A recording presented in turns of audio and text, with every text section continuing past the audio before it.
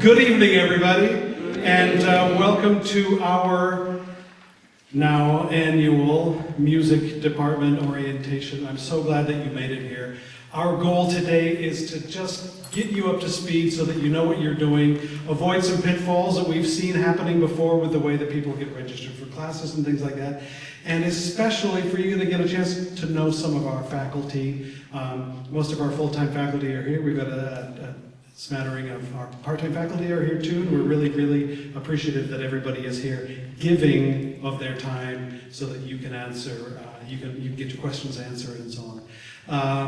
I'm going to make this as succinct as possible because we all have places to be, and what we will do is go through a presentation so we can share with you some of how the program is structured. And then at the end, what we'll do is we'll all step outside. Hopefully it will have cooled down just a little bit. We'll step outside, and then faculty are just going to sit around the tables and answer your questions, kind of based on some broad categorical areas. So hopefully you will leave here tonight with a sense of how our program works, maybe one or two things that you need to do to achieve your goals, and we will avoid you being confused and having questions that are unanswered when school begins Monday. Can you believe it? I'm not sure I can. So, again, welcome. I'm Zach Matthews. I'm currently Music Department Chair. I am very, very pleased and honored to be here, teaching here. I have been, as I now have started saying, I've been teaching here since the 1990s, which for some of you sounds like before you were born, which actually might be true. This is an incredible place to study music. This is an incredible place to work. I have the most astonishing faculty. You'll get to meet some of them tonight. But the very first thing that I want to do is I want to introduce to you the Dean of our Performing Arts Division. This is Dean Solomon Cross, Dr. Cross.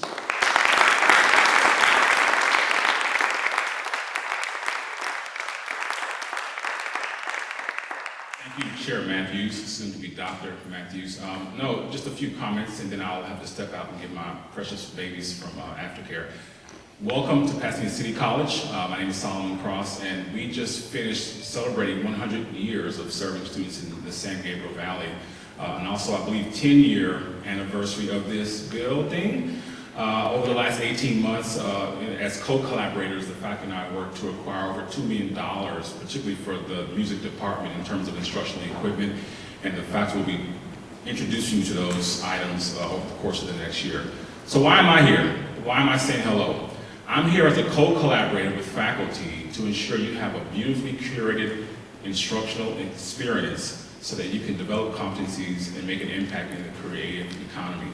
Not to go into politics too deeply, but if we think about the current political climate, there is an attack on the arts. There is an attack on creativity. There is an attack on human voice and human expression. And so as we deal with those dynamics civilly and step into this safe instructional space, I want you to know that you have a home here. You're safe here.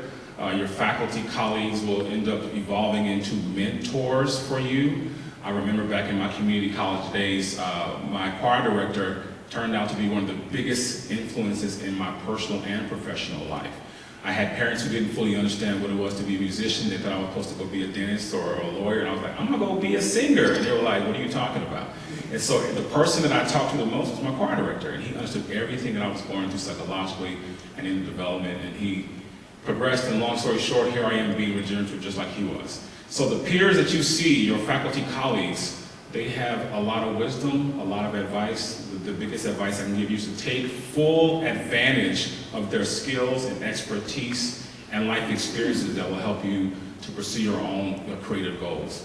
Our office is in CA 119. We have a staff of individuals who are there here to help you. I know Mr. Zach Graff will be speaking towards the end. And just a quick, we want to say happy birthday. His birthday's on Saturday. If you can join me, say 1, 2, 3. Happy birthday! Our administrative assistant, Guadalupe Lopez, is out today, but we do have a new intermediate clerk who just started this week. Kim Mendoza, can you just please stand so they can see who you are?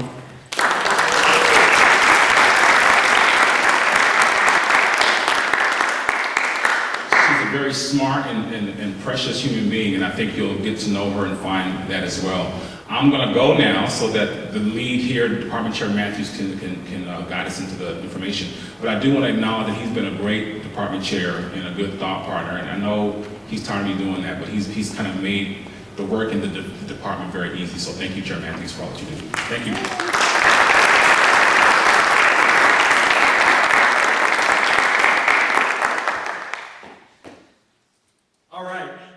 Things out of order. You said he'd be coming up later. He wants to go now so he can get back to the office and get some work done. So I'm going to introduce Zach Graff, who is going to take it from here. Do you want a handheld or? That's fine. All right, stay there. Hello, everyone. Thank you for spending part of your Thursday with us today. My name is Zach. Yes, there are two Zachs in this division. He's Zach ZAC. I'm Zach ZAK. Feel free to always say hello. And if you send the email to the wrong Zach, we'll make sure it gets to the right one. Happens a lot. I am here to kind of introduce two things in bulk, instrument checkouts and lockers. Instruments are available for checkout for the semester for those of you that don't have your own woodwind, brass, or string instruments. So band and orchestra instruments. There are some instruments that are also available for checkout on a limited term basis, meaning for a couple hours at a time. Things like a guitar, a bass, amplifiers and other equipment can be checked out downstairs in the music lab, which will be covered a little more detailed later. You will get from your professor in your class where you need that instrument a rental card. That rental card is a form of checkout, a form that you'll fill out to check out. It requires your faculty signature, and then from there you'll take that card to the student bank. The student bank is located in B as in Bravo 203. That's upstairs from the bookstore. That's B as in Bravo 203. If you don't remember that, that's okay. I'll remind you later. And you'll take that there and you'll pay your $40 fee for rental for that instrument for the semester. That is payable at the student bank in cash or check. They do not accept credit or debit cards. So before you go over there and find out that you don't have that money, make sure that you take the trip to the ATM beforehand or bring your checkbook. I know that feels pretty old school, but who's that got is... a checkbook with them right now? Anybody? Nah, I didn't think so. So they do accept. We have one. We have one in the front row. Excellent. You'll bring that $40. They'll stamp that paid. Then you'll bring that back to me in the music lab, and we will issue you your instrument that you have for the remainder of the semester. Any further questions with that, you can check in with your professors. You can ask me a question. My email is available downstairs or in the office, so you can always check in with me via email and we can schedule an appointment so I can meet you at a time that's convenient. There will be hours posted in the music lab when I will be down there facilitating these rentals and these checkouts. If that's a time that you're in class and that doesn't exactly work for you, then send me a note and say, hey, can we meet on Wednesday at 2:45 because I got 50 minutes between my chemistry class and my English class. Can I do it then? I'll do my very best to accommodate you during this first week. That is Monday through Friday, and happily get you your instruments so you can continue practicing. That's kind of why we're here. Secondarily to that, with the lockers, we will get you an appropriate size locker for your instrument. There are also book lockers, so if you're a vocalist, for instance, and you don't need to lug around a giant tuba, we have lockers for you as well. For the most part, the lockers are matched by a size to the size of the instrument. So if you've got a flute, you need a small locker. If you've got a trombone, you need a bigger locker. If you've got a bari sax, you need an even larger locker. Make sense? Well, I see heads nodding. Thank you. The other reason that I'm up here is to talk about our events. As performers, as musicians, as music majors, and music performers, you're going to see lots of concerts on the schedule. The best place to see that schedule is on the PCC website. That event calendar is updated, but we also have a social media account via Instagram that's got coverage of you as student performers. It's got updates for other events on campus, but for you folks that are mobile natives, we have recently in the last year launched our PCC Arts Events account, and that'll keep you updated on what's going on through the day, through the week, and through the semester. Any other questions or anything else that I need to cover? No, you can scan this now and get logged into that. It's also on the music stands on either side. If it's not working for you, you can catch it on your way out. And you'll be bombarded with that throughout the semester. You'll see it a lot of places, but this is also a good way to keep up with what's going on campus, not just within the music department, but the entire division, which includes music, theater, dance, journalism, as well as speech forensics, and then other events that are happening on campus. So you'll see a lot of PCC events on and around campus that might be interesting to you as students. And with that, I'll hand it over.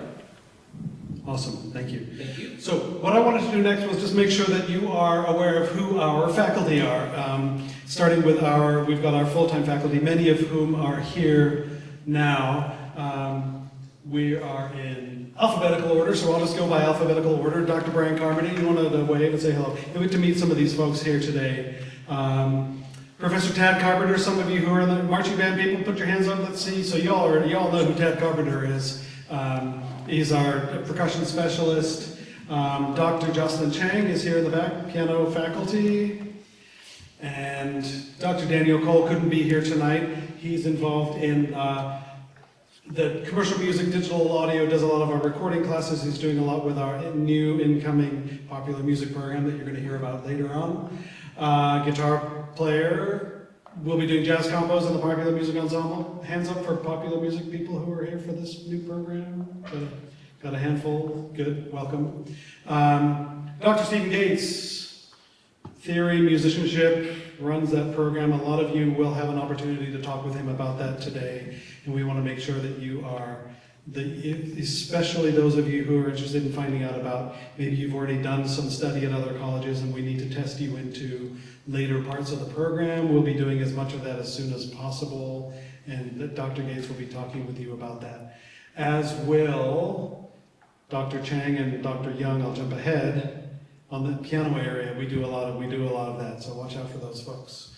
Professor Roger Guerrero, choral, over here, and Luis Lopez manning all of the technology right now. His specialty area, technology, to be sure. It's with a great deal of pleasure that I get to introduce for us, for the first time, Professor Peter Huerta. Doctor! I tried to look you up today to see if it's a doctor anywhere. I should know this, shouldn't I? He's so new, I didn't even know that so Dr. Peter Huerta, our new director of bands. Let's give him a big hand. If I'd been on the search committee, I would have seen the resume and the whole deal.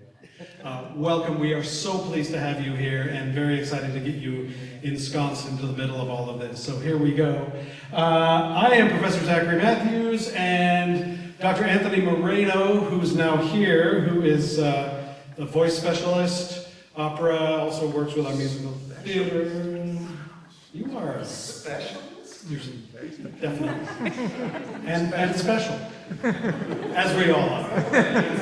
Professor Henry Shen, Director of Orchestra, and teaches many of our other classes. And Dr. Philip Young, who I mentioned a moment ago. One L in Philip, not two. Oh, two L's. I'm going to make a lot of mistakes now. I haven't mentioned this, but I just got back from a very long trip far away, and I'm completely jet lagged. So my brain is going to be spiraling. So anything I say that's crazy, my apologies. But with that said, moving on. We also have this incredible adjunct fact. Look at all of these people. Among them we have Grammy winners, and anybody heard of the band Chicago? Yeah, that guy's in Chicago. And let's see, Grammy winners and just people who are going to teach you as well as you can imagine. I want to introduce those who are here because I really, really appreciate you being here. We have David Saldana here, who's helping with theory, musicianship, and composition, and also doing some of our music appreciation courses. We have Mary Durst, who has been with us since I got here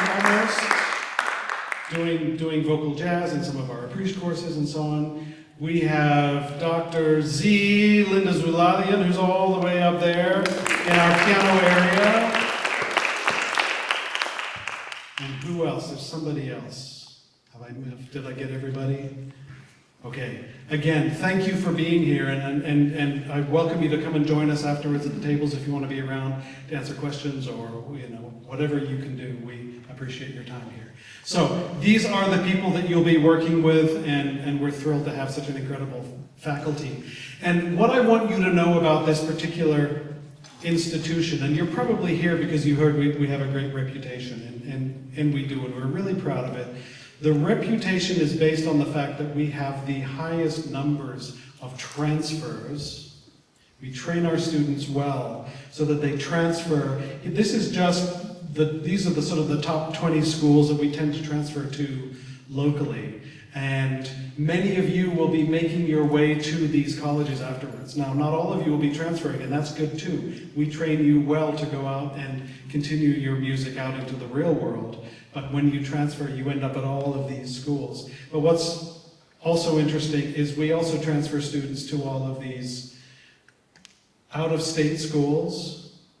This is straight from our list of alumni. We're not making this stuff up. This is where some of our students have gone out of state, out of the country, and we've transferred students to all of these major conservatory schools across the country. So there are definitely some names here that you recognize.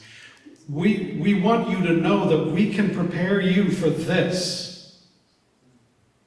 But there's a really, really important caveat in that process, is that we can prepare you for this, but you have to do the work. And the work is significant. We can prepare you if you're willing and if you come to the table with a willingness to do the work that it takes to get to these elite places. We will send you there. We've done it before and we'll do it again. We'll do a lot of it. And some of y'all out there will go to these top elite schools, and many of you will go out into the professional world. You'll go to the great schools, and you will prove once again that PCC is a great place to study music. You got to do the work, and when you do, this is the place for you to get that work done. Okay, I'm going to move right into the intricacies of our music program. Most of our students here are headed towards transferring out, getting a traditional music degree. And the way that we look at those degrees, I'm going to look at all the different degrees that we have today. But the way that we look at those degrees is we have this sort of core curriculum and we have this applied music. The core curriculum, and this is going to be the same just about wherever you go.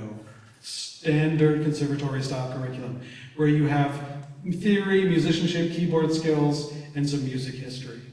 And then on the applied music side, meaning you're going to apply music. You're going to be doing it on your instrument with your voice. You're going to be studying, you're going to be doing private lessons, you're going to be paying attention to how music is performed on this stage in many cases, in our concert music class. And then you'll be doing ensemble work.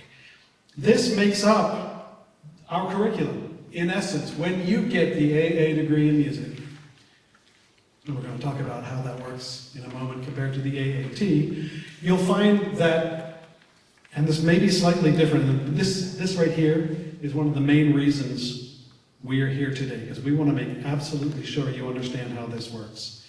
Our traditional music degree requires 4 semesters of theory, of musicianship, and of keyboard skills. And if you're sitting here right now and you're like, but the counselor told me to just do theory and musicianship and I'm not in keyboard skills, that's why we're here.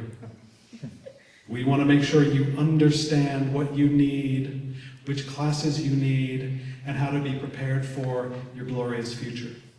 4 semesters of concert music, 4 semesters of private lessons, 4 semesters of ensemble, and then some theory, or some music history and literature class at the end there. That's our music degree. If you do your GEs, and you do that, you have our associate's degree in music. You know, I'm going to save questions for later because we're going to do a whole question and answer. And what I'd like to do is get through this as quickly as possible so we can all get out there. So hold your questions, take notes if you can, and then we'll make sure all of your questions are answered by the end of the day. This is the important part. There is an associate's degree for transfer. Sometimes AAT, sometimes ADT. They're the same thing. Many of you got automatically put into the ADT because that's kind of just what happens at the computer level. Here's the challenge with our ADT The associate's degree prepares you to go get a bachelor's degree in music, to a Bachelor of Music program. You've got all of the things that you need here. Here's the AA degree. This is how we described it. This is just a slightly different visual version of it. If you look at the AAT, or ADT sometimes, theory, musicianship, no keyboard. What? Individual instruction and ensemble, no history class. We have to offer this degree. The state's requiring it of us. It doesn't give you all the classes that you need to transfer properly to a bachelor's degree, a Bachelor of Music degree, which is, for the vast majority of you, exactly what you want to do. If you want to go into performance, if you want to go into music education, if you want to be a composer, all of those kinds of programs that we want to send you to require not this, but this. Now, put up a hand if you're in if you got automatically put into the ADT or AAT, and you're thinking, oh, maybe I need to make that change. I just want to see, there's a handful of hands. I went to counseling, I went to their meeting this summer again. And I explained this to them, and I said, we've got to work with our music students to make sure they're getting the correct degree. If they didn't get to you, if you got that set up before they got back to you, or maybe you got someone who wasn't at that meeting, go back to counseling and let them know, you know what? I'm planning to transfer to a Bachelor of Music degree, and the only degree that makes sense for that is the AA degree. We want to make sure that you get that clocked in right away. And because of that, we also want to make sure that you get the classes that you need, especially including the keyboard skills classes. I'm going to talk about sequencing in just a little bit. You'll see how that works out. I'm going to pause just slightly and do something slightly out of order, because Professor Shin had to go. I put it early because he had to go, but he's not here. So we might come back. You know what? I'll just do it for him. Anybody want to? Okay. A lot of you are here because you love music and you want to perform in ensembles. And that is the thing that is for you at the core of why you're even here. And so Professor Shin was going to talk about some of the different instrumental ensembles that we have. Especially now, those of you who are doing the band thing, many of you are in the marching band. You're already in it. You've been doing it for a whole week. How was band camp? Everybody have fun? Yeah, was it hot enough today? Yeah, they're like the end of the hottest day ever. They're like, yeah, no. Do we have to be outside every day? No, it's great. This is an amazing place. We have this opportunity with the marching band that is unlike any other school, frankly, in the world. Y'all get to march. You get into the Tournament of Roses band. You get to march in the Rose Parade. We do it every single year, and that's a really special thing that we get to do here. So we have a very strong marching program. We have a terrific orchestra. I don't know what enrollment looks like right now, but it's been up in the 50s and 60s. It's a big-sized orchestra for a community college. Orchestra players out there, let's see a show of hands. We've got our strings and orchestra people. Good. Welcome. We're glad to have you here. We have a concert band. We do marching in the fall and concert band in the spring. We just go back and forth between those two with our new director of bands. Shout out to Dr. Huerta. We're glad to have you here. And we'll get to some of the piano ensemble stuff later. We also have, and I want to make sure you know for sure, that we have ensembles that are chamber music ensembles. They are not necessarily the ensembles that count towards your co-requisites that we'll be discussing later, but the experience of being in small ensembles, whether that is small choral ensembles, small instrumental ensembles, is a really, really super valuable part of developing the skills that you need to be effective as a musician, as a leader, and as a professional. So we have some different ensembles. Right now we're kind of, all of these ensembles that do exist, woodwinds, brass, trombone and tube ensemble. It's been a minute since we've had all of those because we've just combined them all into chamber music. Make sure that if this is your area, if you're in band or if you're in orchestra. Make sure that you spend some time in small ensembles while you're here. It's vitally important skill building. And frankly, once you've done it once, you'll want to do it every semester because it's really fun. I love playing chamber music. It's one of my favorite things to do. It's very, very exciting. And then we have a few others. We'll get to some of these later. We do have a Chinese music ensemble, which is another really cool thing that we have here at PCC. Again, we'll come back to some of these other things later. I would like to invite up Dr. Stephen Gates to talk about our those core classes we were talking about, theory, musicianship. Hi everybody, I'm Steve Gates, welcome, I'm so glad you're here. I'm coming back from a year off, so I feel like I'm stepping into something new again, much like many of you. Welcome. I work in the theory, musicianship, composition area. Our theory program is really solid. We offer a great curriculum. We start with, it's called Music 1A. That's our first semester of theory course, and it goes from 1A to B to C to D. We start with the fundamentals, and then by the end, we're looking at really advanced harmonic concepts and post-tonal music, and it's a great journey. So many of you who stick it out to the end will pass through my room, I'm sure, at some point. I look forward to that. I also work in the composition area. We offer a class called Music 12, which is an introduction to composition class. You might want to look into that. If not this year, perhaps next year when you've had a little bit more theory in your background. We also offer applied lessons in composition. If you are somebody who might identify as a composition major and really serious about writing, talk to me and we'll see if the applied music program in composition is the right fit for you right now. I think that's about it. Is there anything else you wanted me to tackle specifically, Professor Matthews? Describe what is musicianship? Musicianship. That is often referred to as ear training. It's a class where we sort of apply the knowledge we're working on in theory and put it into action. We work on our ear training. One way to think about it is we want to, write down what we hear and hear what we see. So to connect the ear to the eye to the brain, and which transfers obviously to any type of music you're doing. So sight reading, dictation, listening skills, all of that is our skills that we cover in the musicianship class. All right. Thank you. I look forward to seeing you.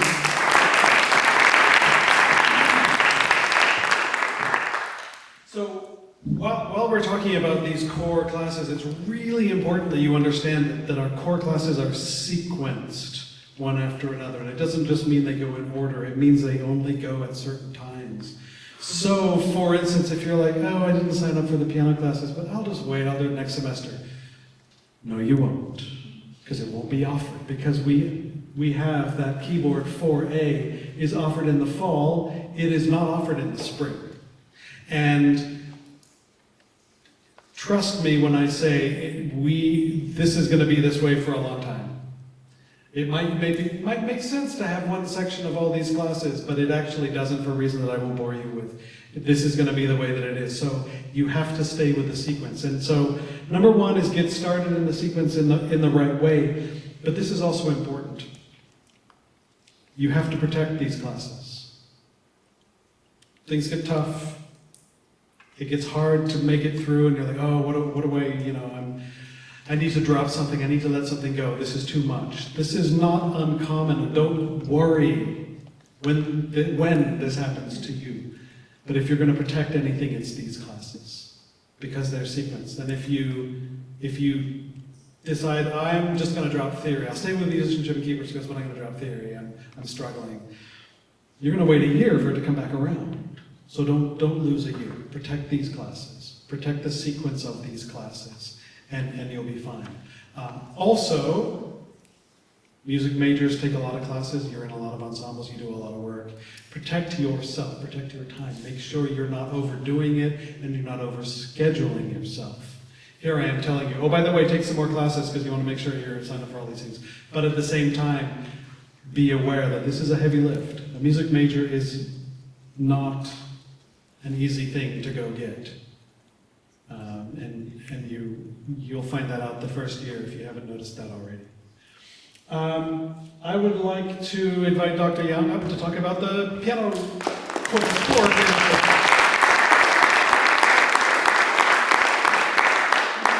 How many people are signed up for Music 4A? How many people are signed up for 4A? Great, great, great. How many people are taking the theory 1A and musicianship 2A, but are not signed up for 4A?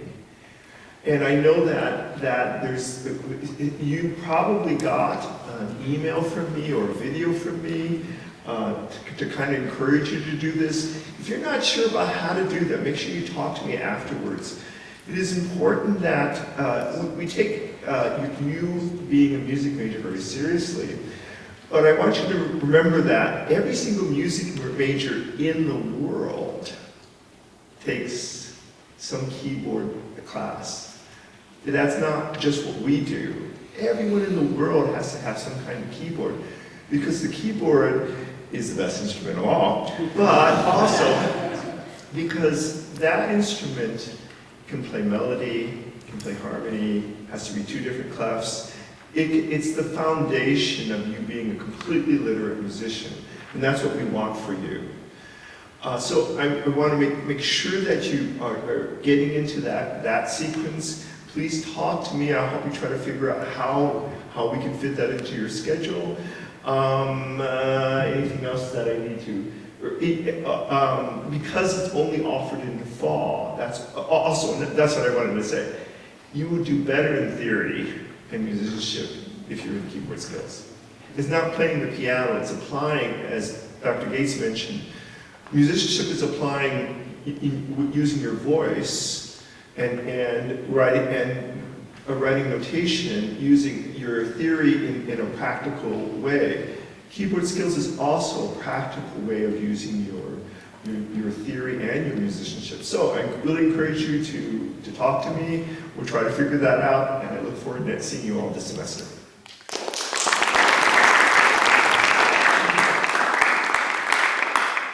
And just to add on to that, the theory, the musicianship, and the keyboard skills are very, very carefully designed to work together, to go together, so that you're studying these important core concepts kind of from three angles at the same time.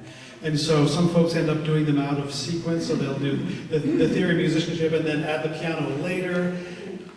You can do that, but you're much better off learning them in sequence, in line with one another. It's designed that way.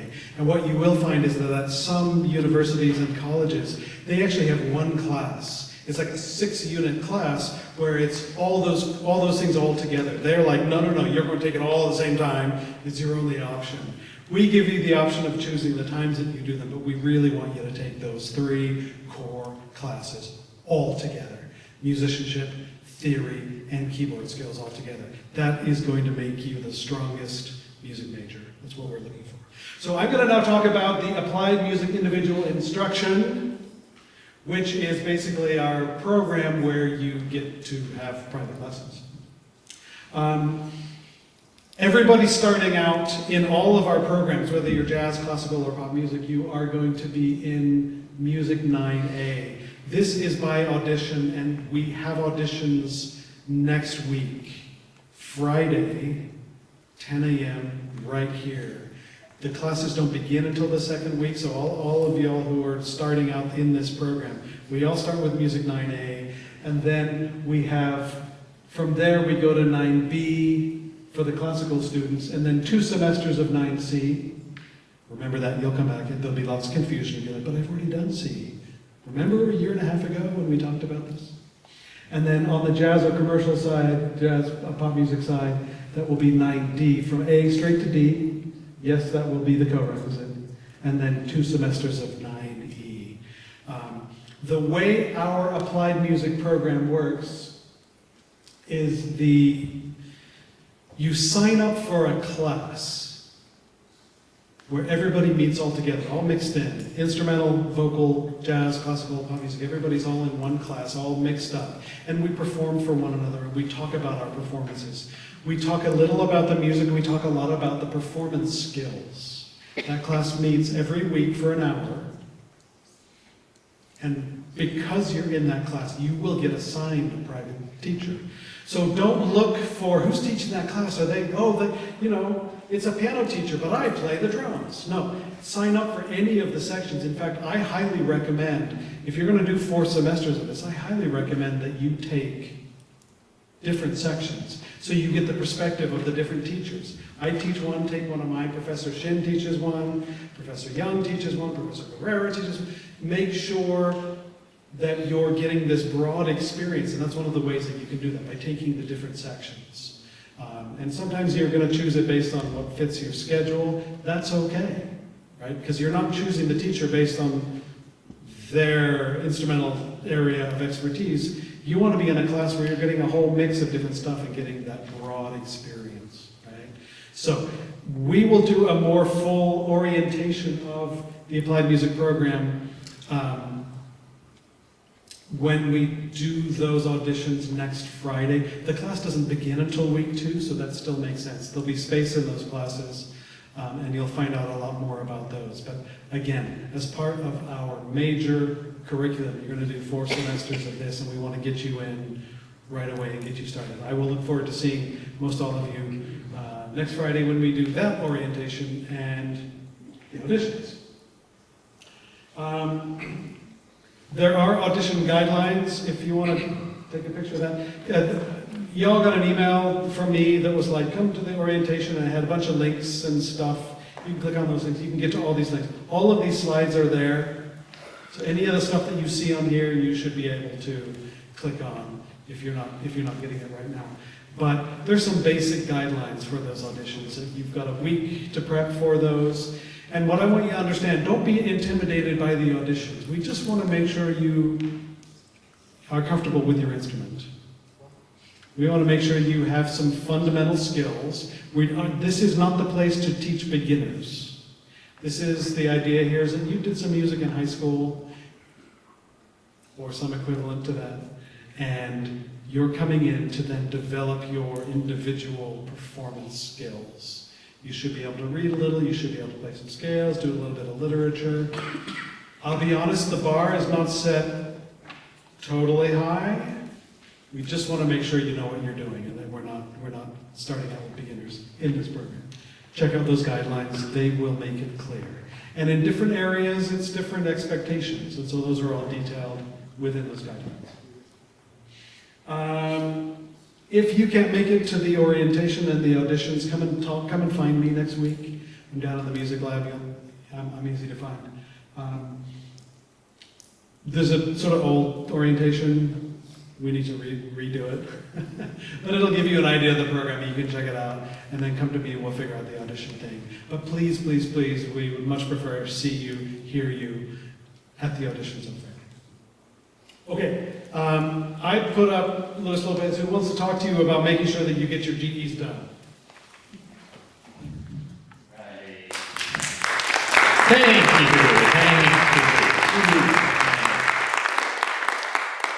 Okay, so you probably saw all those classes that you're going to be required to take, and might have been like, okay, how am I going to fit these GEs into my curriculum? Like I'm already kind of overwhelmed with all this information right now. We got a plan for you, okay? So a lot of students, we have it structured as 2 years.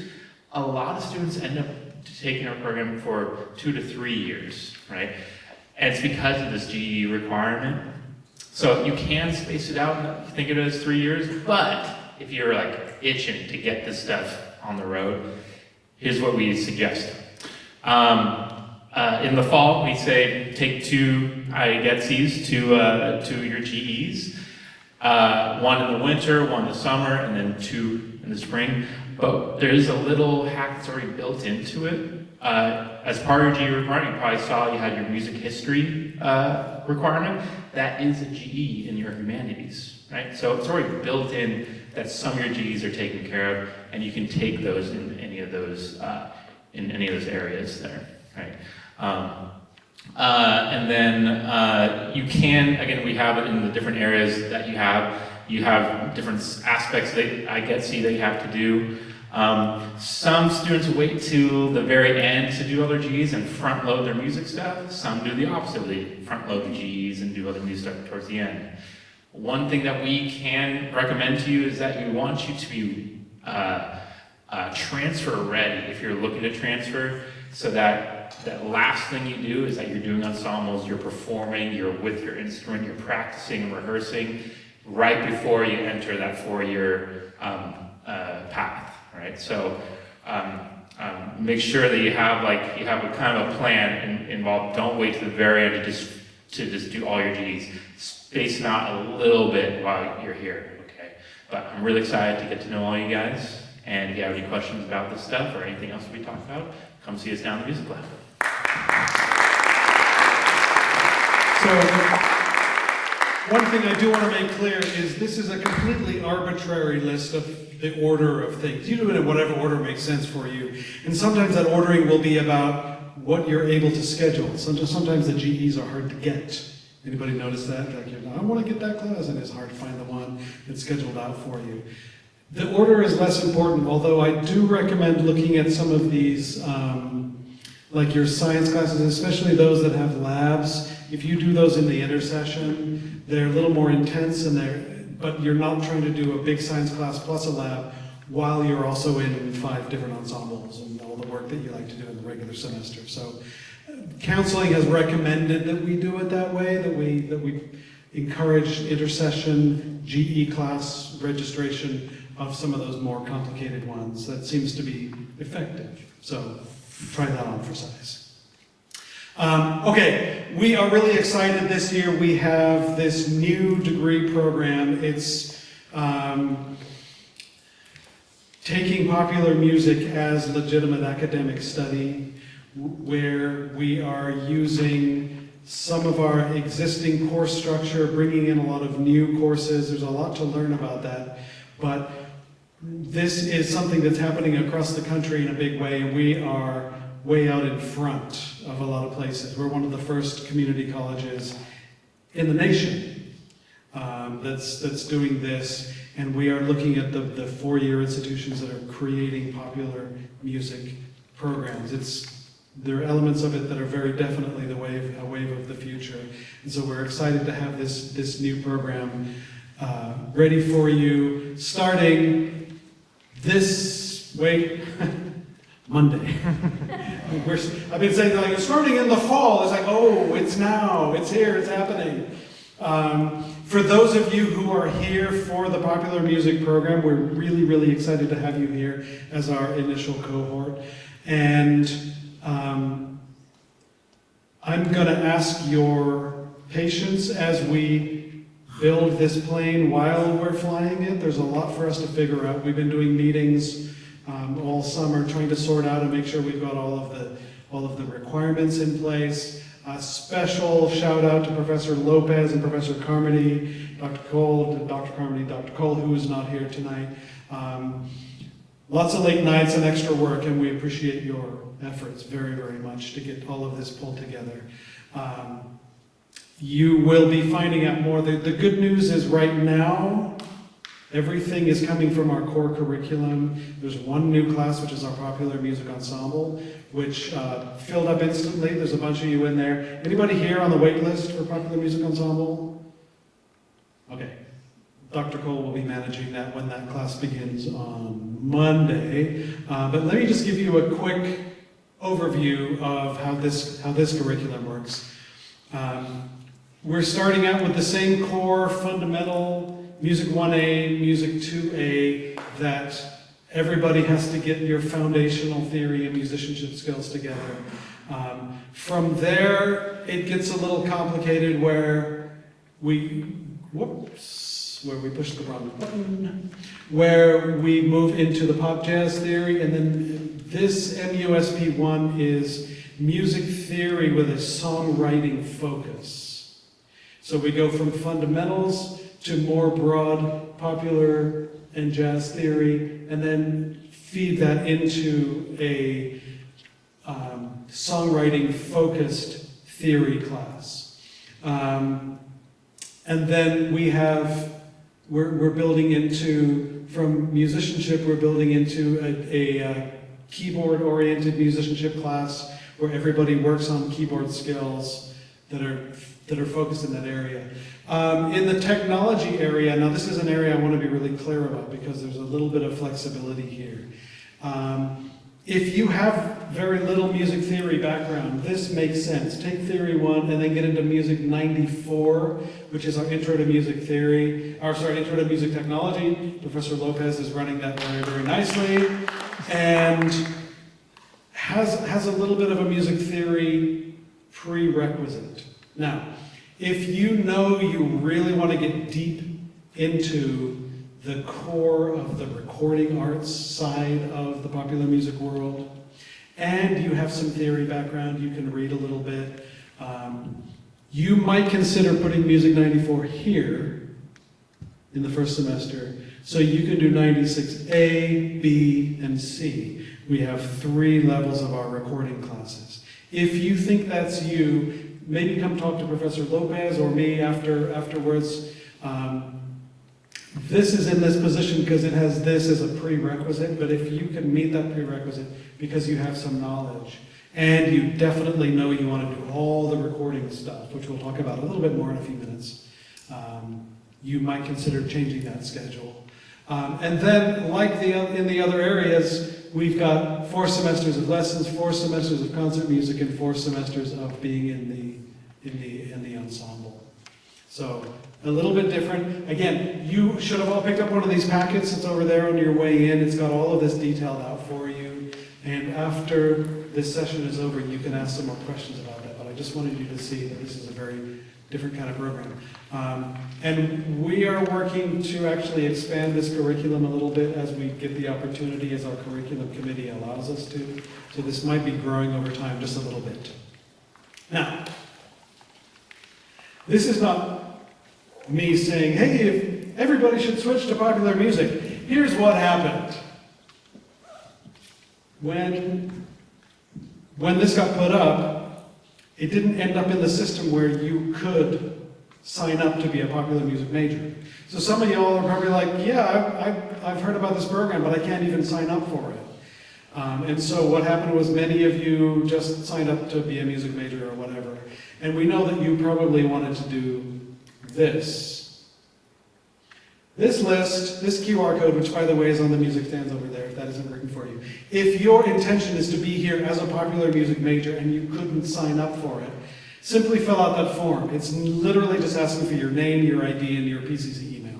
Just so that we have a list. I'll send it to counseling and they will switch your major. So don't fill this out if you don't want your major switched. If you're just looking to get some question answered, don't do that. Just come talk to me about your questions. But if you should be a popular music major, so right now in our systems, there are exactly no popular music majors. Which when I first looked at that, I'm like, uh-oh. We made a thing and nobody signed up for it. But actually, it just turned out nobody could sign up for it. So there was a little bit of panic, we got that solved, and counseling was like, just make sure we know who they are and we'll move them over. So please, fill this out. You'll just get switched over and then counseling will know what to do with you when they're making your ed plan. Does that make sense? Yeah. So fill that out, sign that up, and then I will, at the end of next week, I will send that to counseling so that we catch all of you. Okay? Oh, me again. Okay, so we have another degree program. Music Entrepreneurship. This is a degree program that is well designed for having more business-oriented skills. This is not as much a performance degree, although it's well suited for people who are performers who want to focus a little bit more on the business side. And so we kind of have these different tracks. If you look in the package, the degree is detailed, and then on the back side of the degree page, it shows you the different tracks. And basically the way this works is everybody does some theory, some musicianship, some technology, 2 business classes, and then everybody does either more traditional theory, or pop jazz theory, or more business. So you start out, everybody does the same stuff, And then depending on your focus, you kind of do these different things. And then there's just a giant pile of electives for which you're supposed to get 18 units. This is not a small degree program, this is a significant degree. And from all of those, you can piece together, kind of a la carte, a program that makes sense for you, for the things you want to do, for the things that you want to learn. Now, this was designed partly to show our traditional music majors some of the other things that are available to them. And those of you who are doing the traditional music major, if you are going to go out into the world, into the professional world, the performing world, the composing world, many of these things absolutely make sense to you. And so what we found is that we have a lot of students who do kind of a lot of both. And we have students who've done both degrees. You can walk out, one of our student workers walked out of here with 6 different associate's degrees. You just keep studying here. And for some of you traditional AA students, this might still make sense. I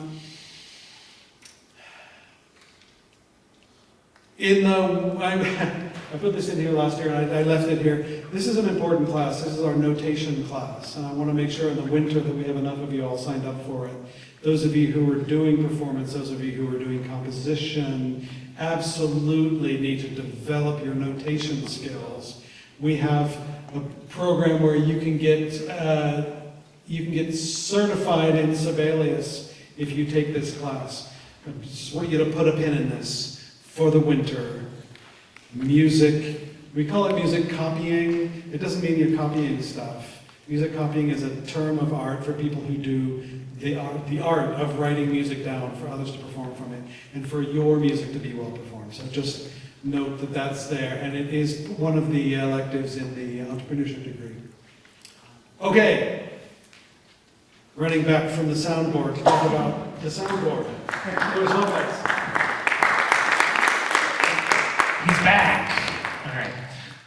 So for those of you that are like, well, I'm not quite sure what to do. I'm not sure if I want to go so far into music production, but I do want to get my feet wet and see what it's all about. And I don't have a lot of time trying to do my GEs and do my music major. There is a certificate for you. This is like a kind of the intro version of the entrepreneurship certificate. What this comprises is all our 96A sequence. That first one, 96A, that's like Pro Tools. You learn it, you actually get certified in it. That's a $2,000 certificate you get for free by just taking that class. So you get the opportunity to take that. So 96B, that'll be with me. That's like studio production. You use microphones. We have a beautiful console and recording studio.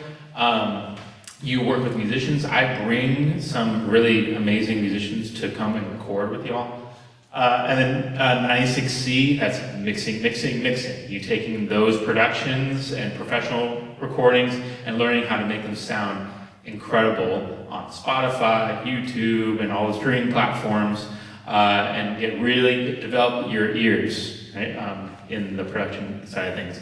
And then to the right, while the entrepreneurship is like a little broader, we're a little more focused on music-oriented electives here. You pick and choose 4 units. Right? That's like 2 classes on those lists. So you do those. And of course, the music business class, I can't promote that one enough. That's with our chairman, Zach Matthews here. Incredible. You want to learn how to promote yourself, identify yourself as a musician, as an artist, and learn the back end, how to keep things organized, how to deal with money. A really great class. 2 electives, and you have the certificate. Okay. I'm going to send it on back to Zach Matthews. We'll probably fill in some gaps I have my explanation here. No, that's good. A lot of our students, again, traditional music major students, are also taking and adding on this certificate.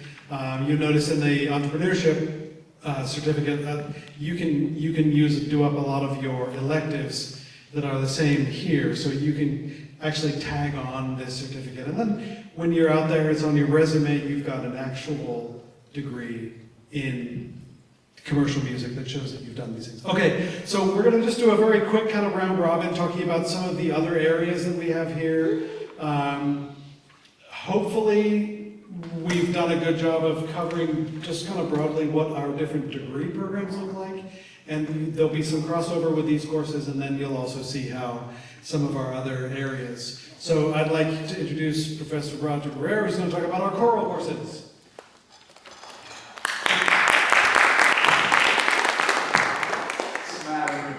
For the video.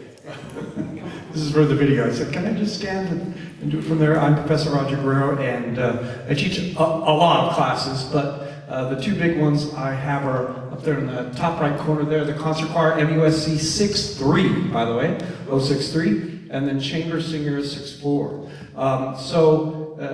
First of all, chamber singers, I've been doing auditions already, individual auditions the last 2 weeks. About 40 plus singers have been auditioning for that. And that ensemble is for advanced singers who also are choir nerds at heart. And if they're coming from high school, they sang in their advanced high school choir programs. And they're either vocal performance majors on the classical or musical theater side, and or they're music ed people who want to teach choir, who want to teach voice. Also, in the mix of that choir, but more so in concert choir, are other music ed kids who might be instrumentalists, who are interested in being like a band teacher, but they apply for a job at a middle school or a high school, and they've got their band, but then they have to teach a choir class. And so a lot of them who are interested in that will also take concert choir. And then also in concert choir, which is a non-auditioned ensemble, Professor Gates was up here talking about musicianship classes. And he used a little phrase in there, sight reading, sight singing, and ear training. And so for those of you who are taking 1B, 1A and 1B, concert choir is a great place to learn a lot in terms of ear training. So highly encourage both of those classes. And then one last thing about both of them, it's a very social organization, the choir classes. It's a very big bonded community of 80 to 90 singers or so, and they tour every year. And so just if you're interested in doing one of those tours, this year the proposed tour is to Spain and Portugal in the spring during spring break. And that's chamber singers and then members of concert choir. But at the end of the day, both of those choirs are great classes, great social opportunities, and great learning opportunities for you. All right, that's all I have. Oh, yes. And our vocal jazz ensemble is another one of our core classes, Jazzadina, and that's Professor Mary Durst right here. And she is phenomenal teacher, inspirational, motivational, and has more energy than any 25 or 30 of you. Make sure she'll be here afterwards. So if you're interested in Jazzadina vocal jazz, please talk to her. Okay? Great, thank you. And Dr. Moreno is going to talk about some other vocal-oriented things. Vocally oriented. Vocal-oriented, yes. The specialist is now up here.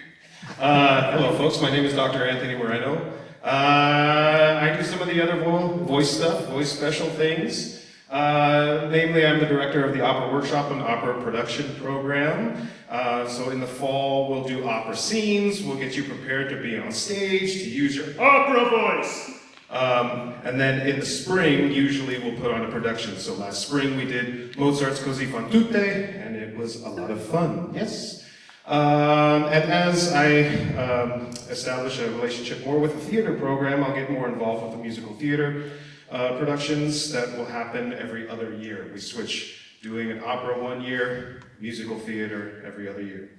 Some of the other classes I teach in the vocal world are the voice techniques classes. While I would not argue with Professor Young that maybe the piano is the greatest instrument, I wouldn't dare deny that you all have a voice. And you should all be using your voice for musicianship, for choir, for everyday life. So if you're ever interested in learning how to use your voice, you should absolutely take a voice techniques class. This will help with your musicianship class in order to la la la la la la la, whatever the melody is, right? So you'll be able to sing easily and freely. Yeah, there they are, 71A and B and 72. This year we're bringing back a few classes that haven't been taught in a while. Diction, so if you want to enunciate well, come see me, please. Yeah, and that's all for the voice part. I'll talk a little bit about the survey courses in a moment, but thank you very much. And now Dr. Chang is going to talk about our piano courses and piano ensembles. Good evening, I'm Dr. Jocelyn Chan, and it's my honor to welcome you to PCC and introduce piano courses Music 41, 42, 43, and 44. So for Music 41 and 42 class piano, it's a 4-semester sequence designed for anyone who wants to improve sight reading and hand coordination. Class piano teaches you how to read sheet music more effectively. Music 43 piano ensemble is for piano students to collaborate with each other, working on pieces for one piano for hands, two piano for hands, or even larger groupings. Music 44 piano accompany class is for instrumental or voice majors who want to collaborate with a piano student on a weekly basis. This class is very, this course provides excellent preparation for your audition, juries, and competitions. So in Music 43 and 44 piano ensemble classes, you will also have an opportunity to perform at the end of the semester right here in Westerbeck Rizal Hall for your friends and families. My colleagues and I are eager to set you up for success, and I hope that you will have fun learning and learn with curiosity, support each other, and enjoy every second of it.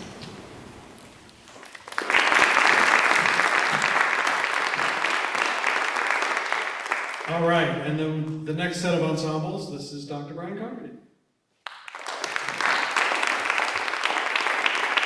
Hello, everybody. We have a lot of great offerings in the jazz and commercial music area in terms of ensembles, both large and small. And if you're interested in any of those, I would encourage you to just show up at the audition. If the class is waitlisted or whatever, that doesn't really mean anything.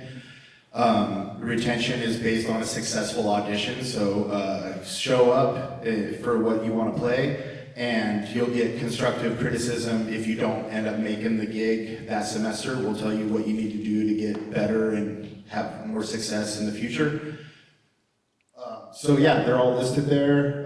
We have the large ensembles, the combo classes, vocal combo, pop music. I don't have to read it for you, you guys can see it.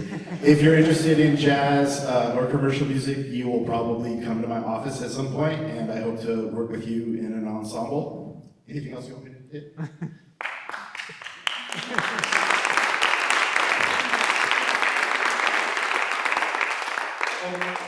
Stay here, Brian.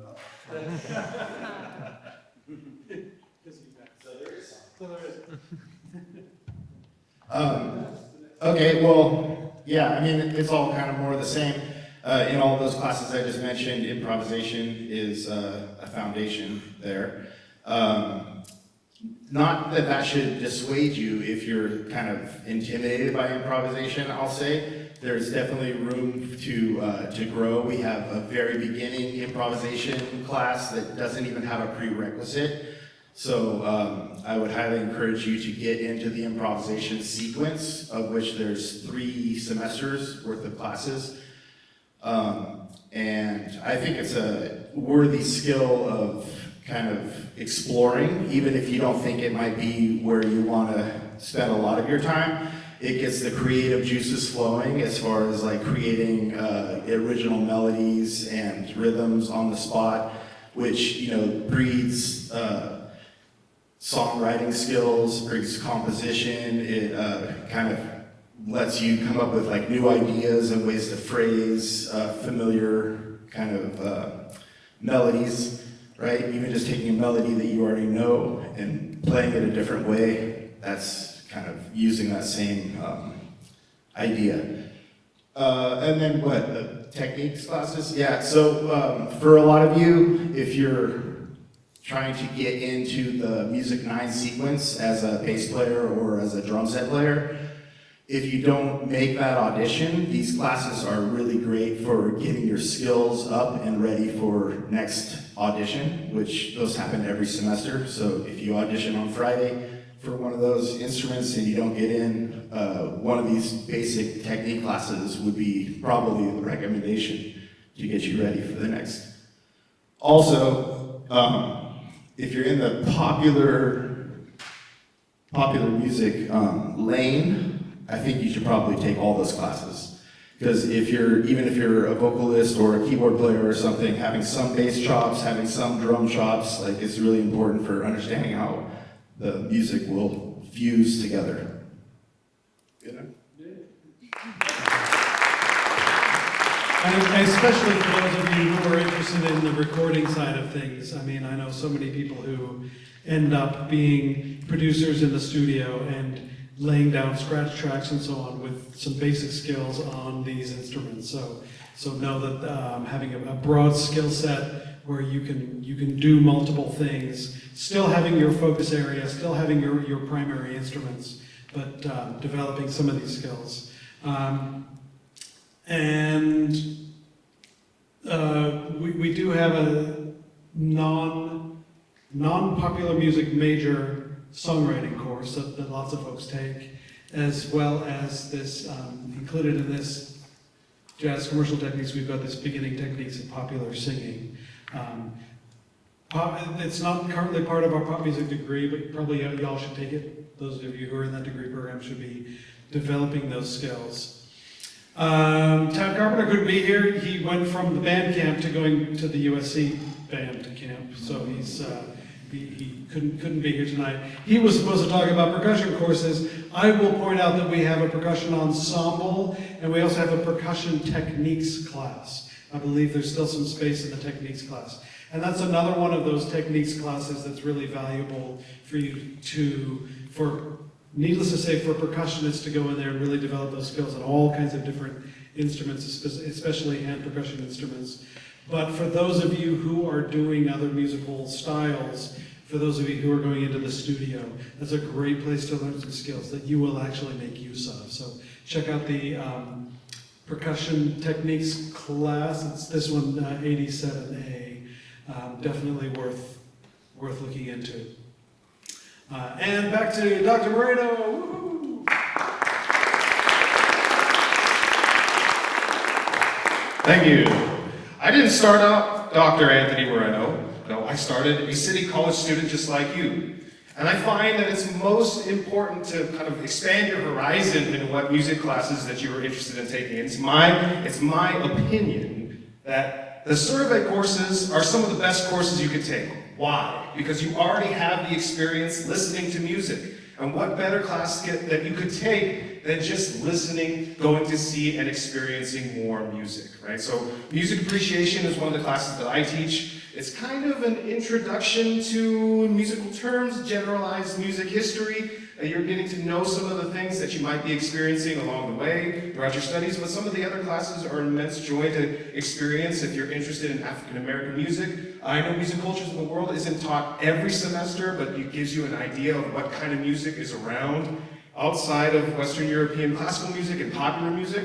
But take one of these classes and you never know what might inspire you. So survey courses, if you have any questions, come see me. Thank you very much.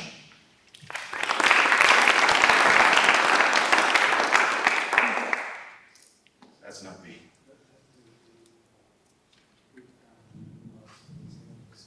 Okay. And one of my goals here tonight was for you to meet everybody. What I wanted you to see was them running around a lot. So here comes. That's a little bit again. I'm back. One thing I don't know if I've made clear, but myself and Professor Matthews, we are down in the music lab. Music lab, if you haven't been down there yet, is the hub of the music department. It's where you're going to be practicing and checking out equipment and books and asking advice and maybe shedding some tears in our offices, who knows.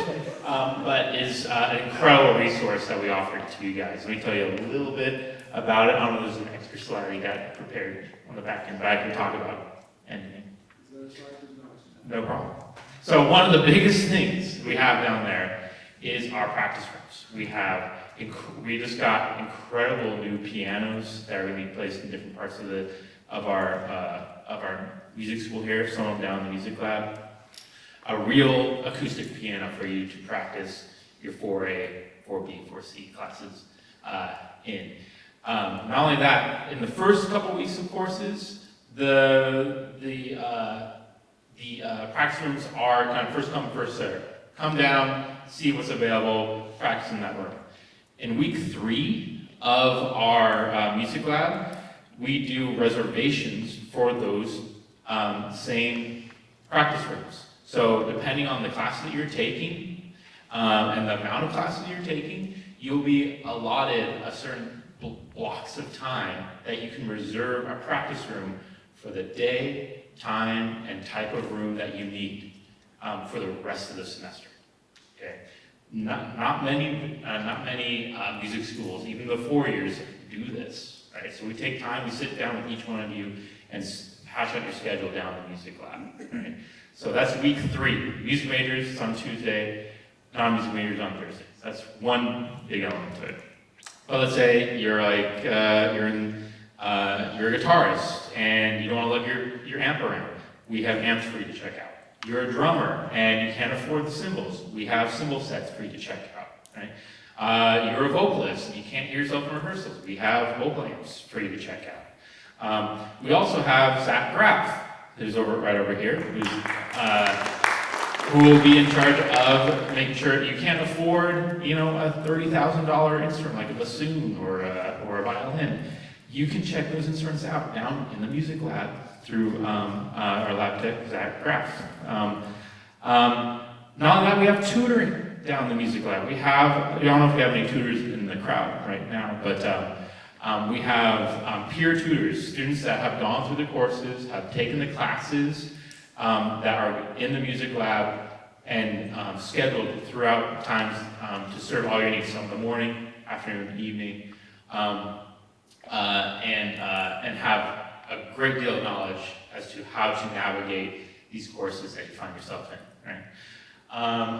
I'm trying to think of one more thing. Oh, audio equipment. We have recording studios and microphones for you to check. USB mics you can plug in your laptop and use in any of the rooms. They're acoustically treated, so you can get good quality audio in those rooms.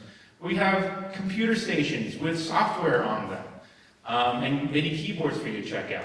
We have electronic pianos, so when the practice rooms fill up, you can still practice keyboard skills, right?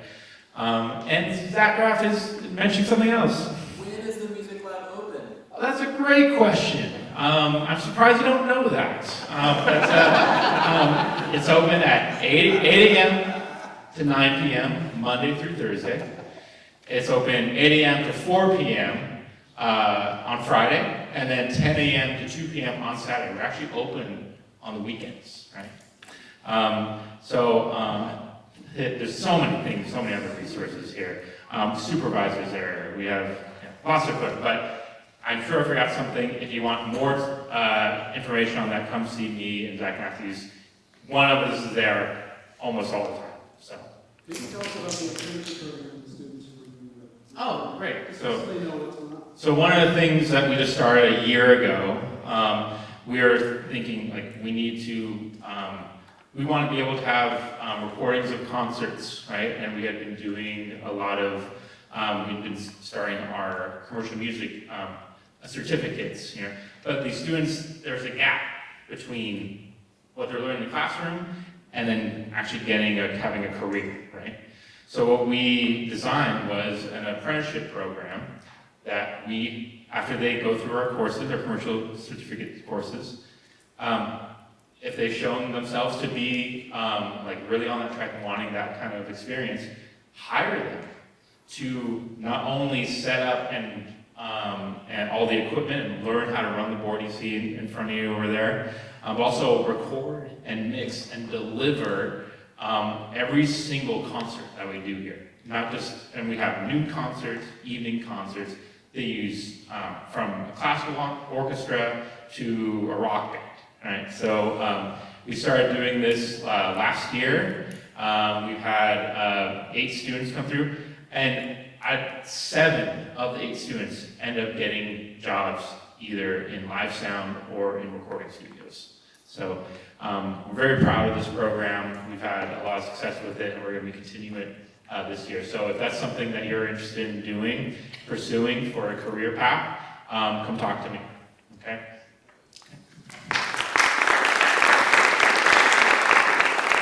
So this has given you opportunity to meet some of our faculty. It's really important that you understand what a valuable resource we have here. These people are so willing to spend time with you, helping you be successful. We all have a requirement of office hours, and when you don't show up to our office hours, we feel lonely. Don't make us feel lonely. Come to our office hours, ask us your questions. So the faculty here, in a way that's pretty unusual, are absolutely a critical resource for you. We want you to take advantage of that. And I also want you to understand that in our music lab, if it isn't Professor Lopez or myself, we have other music faculty who are there being lab supervisors. You know what that means? We are there to help, we're there to teach. It's technically a teaching position. It's not just somebody who does technology and checks out keys or whatever. We are music faculty, so you can come to us with your music questions. If you aren't able to get with one of our tutors, which we have spread throughout the day, we've got a really good, robust tutoring schedule. Go to them first and work with them, and they can spend some really good quality time with you. But don't feel shy about coming to one of us with your theory question, with your musicianship question, with your how do I develop a practice routine type question. It's why we staff the lab with music faculty. It's very unusual. We're lucky to have it. It's a very, very expensive way to staff a music lab, but we feel like it benefits you. So I want you to remember that the faculty are your best resource. Take advantage of the office hours. They get posted. You should show up. You should go ask your faculty questions. It's a really important part of what we do, and what you'll find is that you get a whole lot more of that here at PCC and in junior colleges in general than when you transfer and you go to a 4-year, and you will have a harder time getting them to take time with you. Take advantage of it now. Build your skills now. Take advantage of this place where we really, really care about your success, and we will work tirelessly to make sure that you have what you need. Please, please take advantage of the faculty. And with that said, speaking of taking advantage of the faculty, we'll move on to our next thing, which is that we're going to go do just some breakouts. Stick around if you want to, if you have questions. If not, we have presented everything we wanted to share with you at this point. Give us just a couple of minutes to get set up outside. I'll hand out cards to everybody. Look for the card that has the thing on it that is what you want to ask the question about. You probably already know who you want to talk to. So go looking for those folks. We've set up some tables out there. Faculty, if you can just take a minute, I'll hand out the cards to you. And we will reconvene outside. Again, I want to thank the faculty for being here. I want to thank you, the students and family members, for being here and taking the time to make sure that you're getting a good start. Hopefully we answered lots of good questions for you, and we'll follow up out there. It's almost Monday. Here we go. Good luck, everyone.